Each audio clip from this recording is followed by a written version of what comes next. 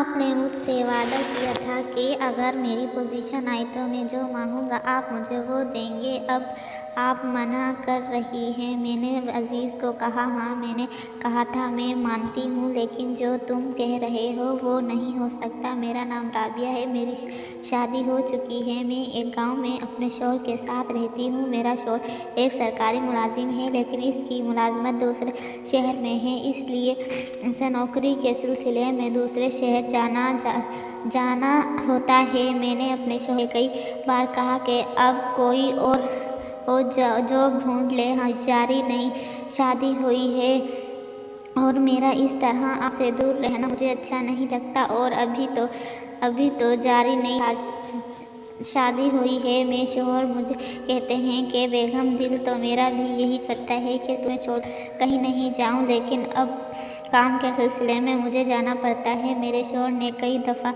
अपना तबादला करवाने की भी दरख्वास्त दी, लेकिन कोई फ़ायदा ना हुआ सका, इसलिए मेरे शौहर हर महीने बाद घर आते।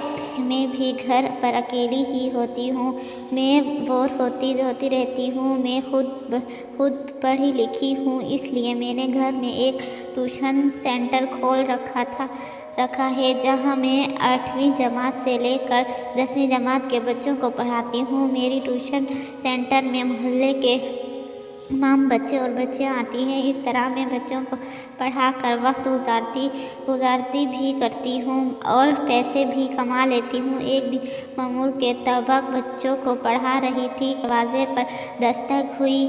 बाहर गई तो गांव के चौधरी साहब ने वो अपने बेटे के साथ लाए तो मैंने चौधरी साहब को बैठक में बिठाया और इनके लिए चाय बनाई। खुद चौधरी साहब ने मुझे कहा, बेटा तुम्हारे लिए एक काम लाया हूँ, तुम बहुत पढ़ी लिखी हो और गांव के सब बच्चों को पढ़ा रही हो, बहुत अच्छी बात है, मैं बहुत खुश हूँ। मैं चाहता हूँ कि बेटा तुम मेरे बच्चों को भी पढ़ाओ। या नालायक 2 साल से मैट्रिक में फेल हो रहा है, इसकी वजह से बहुत परेशान रहता हूँ। जो मैंने इनके बेटे को देखा तो वो उम्र से तो काफ़ी छोटा लग रहा था, इसकी दाढ़ी मूछ भी नहीं आई थी। मैंने चौधरी साहब से कहा, ये तो अभी काफ़ी छोटा सा है और ये मैट्रिक में दोबारा फेल हो गया है, मुझे तो ये 7वीं 8वीं जमात का बच्चा लगता है।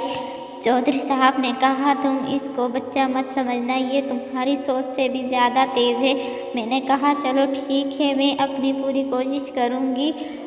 अगले रोज़ अज़ीज़ ट्यूशन अटेंड होना शुरू कर दिया। पहले 2-3 दिन सब ठीक था, लेकिन इसके बाद इसने शरारतें शुरू कर दी। कभी किसी को झड़ता तो कभी किसी को तंग करता। इसने तो हफ्ते के अंदर ही इधर सबकी नाक में दम कर रखा था, लेकिन दिन ब दिन इसकी शरारतें बढ़ती जा रही थी और ये एकेडमी आता तो बड़ी वहशिया नज़रों से भी मुझे देखता। मुझे अभी खा जाएगा, मुझे इसकी हरकतें समझ नहीं आ रही थी। मैंने तंग आकर फैसला किया, किसी को टाइम चेंज दूँ। सब बच्चों को मैंने 5 से 7 का टाइम दिया। इसने भी मेरी बात मान ली। पहले तो इसने मना किया, लेकिन फिर मैंने इसे कहा, अगर 5 बच्चे एकेडमी नहीं आ सकते तो अगले से गाड़ी बताना। फिर मान गया, वो 5 से एकेडमी आता हूँ। अब अपनी हरकतें पर था, लेकिन अंदर से पूरा था। मुझे इस बात का एहसास हुआ जब मैंने इसे कितनी लगाई हुए पकड़ता। हैरान हो गई, शरारतों की आदत हो गई थी। मुझे खुद अकेलापन अंदर से खा रहा था, लेकिन अपने आप को कंट्रोल किया। मैंने अज़ीज़ को समझाया कि बेटा अपनी पढ़ाई पर तवज्जो दो और ये हरकतें बंद कर दो, लेकिन वो बच्चा नहीं, शैतान था। एक दिन मैंने जो खूब डांटा तो फिर वो काफ़ी देर तक सुकून से बैठा रहा। इसने रोने वाली शक्ल बना ली। मुझे काफ़ी दुख हुआ, क्योंकि आज तक मैं किसी पर ऐसे चिल्लाई नहीं थी। फिर भी ने जाहिर किया को देखो, शरारतें करने से मना नहीं करती, लेकिन एक लिमिट होती है। तो अपनी लिमिट में रहा करो। मुझे सब पता है कि तुम क्या चाहते हो।